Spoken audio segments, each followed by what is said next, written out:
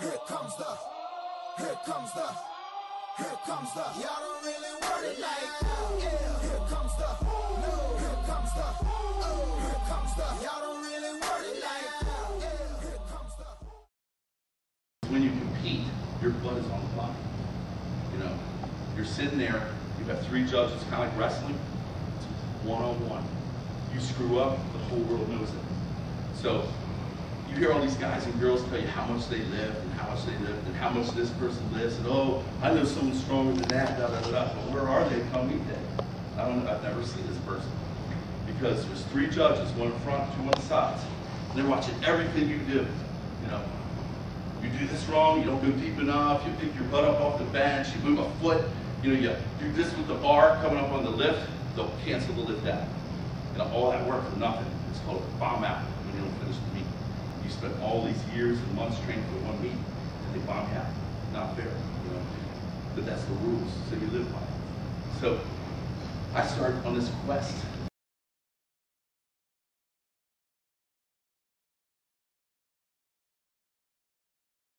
We had a bulldog in there, an English bulldog, who's still alive. He's just will not die.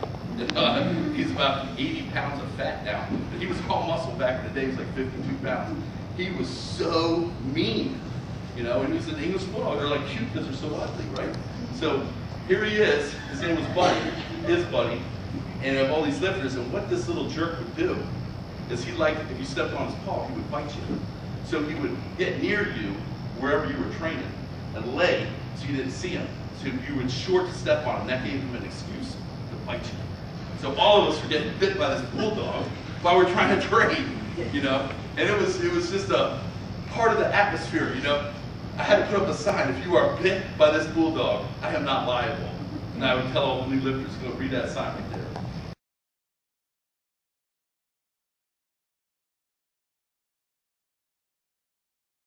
That's what my quest was. It was like, there's got to be more than life. I don't want to wait until I'm 7 years old. And bing, then an idea pops in my head. What am I going to do when I'm 70 years old? That I should have done when I was 35, you know, half the age ago. So I really, really, really needed to go on this quest. So I got rid of everything. It's called a bohemian lifestyle, you know, or some people call it the Renaissance man. But I didn't have any dreams of totaling 3,000 pounds. The powerlifting is three lifts. It's a squat, a bench, and a deadlift. Now, every high school program, every college program, every Olympic athlete, everybody does those lifts. But yet it's not really respected. You know, you don't hear about it on the news. You don't have all this stuff, you know, oh, and a football player should be like, man, squats, benches, deadlifts. You know, then you have your Olympic lifts that are in Olympics, your overhead snatch, your clean and jerk. I mean, these things should be really worshipped by the strength athletes. Should be like, ooh, I really like to esteem to this, or at least do your own best at it. And then they make equipment as you get older. You just go to gyms and health clubs to mimic those lifts. So why not just stick with the ones that get you there? Why go into a machine? So that's what we have here. And the first thing I had to do was have a plan. All right? And if you don't have a plan, you're never going to complete your objective or your goal. So my biggest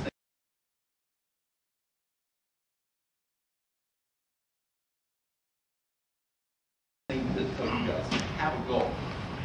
About 20% of you know what you're going to be when you grow up. You know, you already have a plan, a goal, an objective. I want to be this, okay? You may not, some of you, 50% of you in here are teetering on about 2 or 3 things. The rest of you are like this. I don't know. I don't know.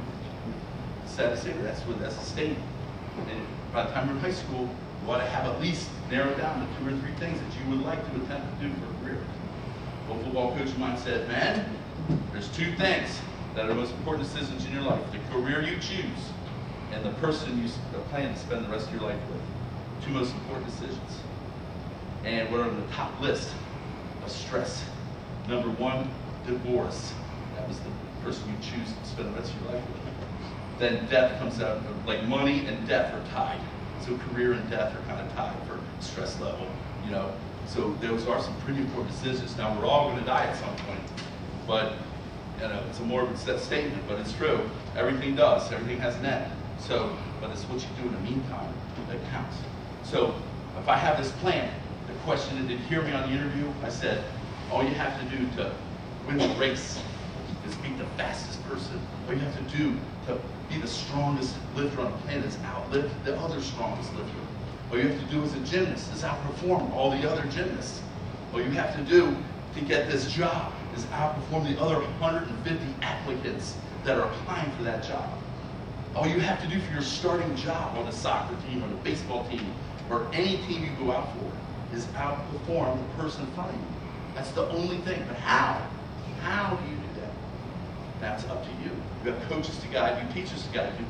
But the main drive, that fire in your heart, is what will cause you to go how. And how? Have a plan. Seek wisdom.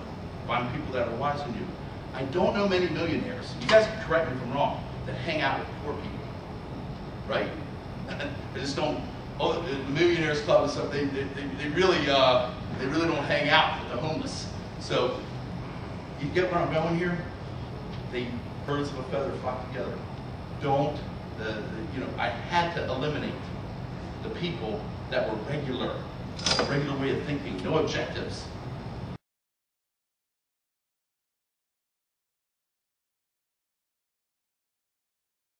And I'm like, well, let me tell you the rules here.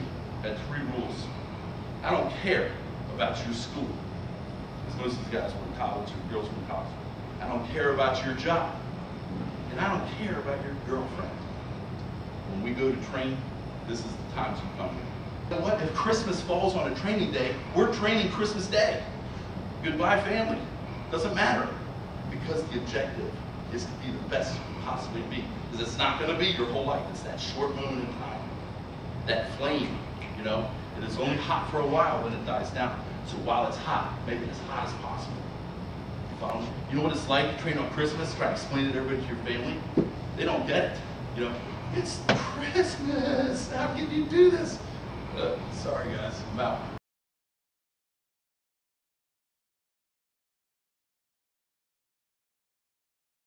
Remember I told you about joint mobility? There's a website called Mobility.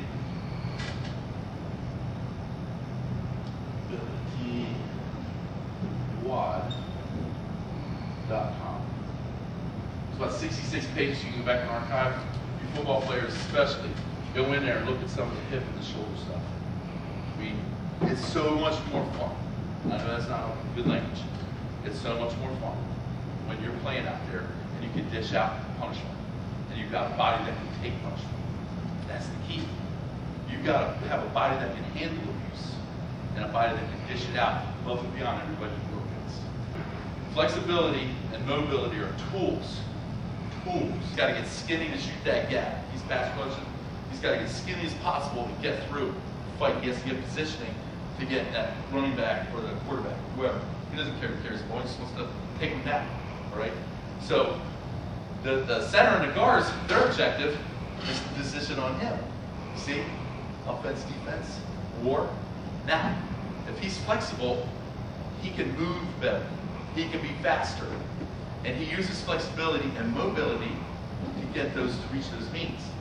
So what we did is we start getting the joints conditioned more by taking that socket on the side here, taking that big ball of that femur, okay? Boom. And it always goes to the front of the body.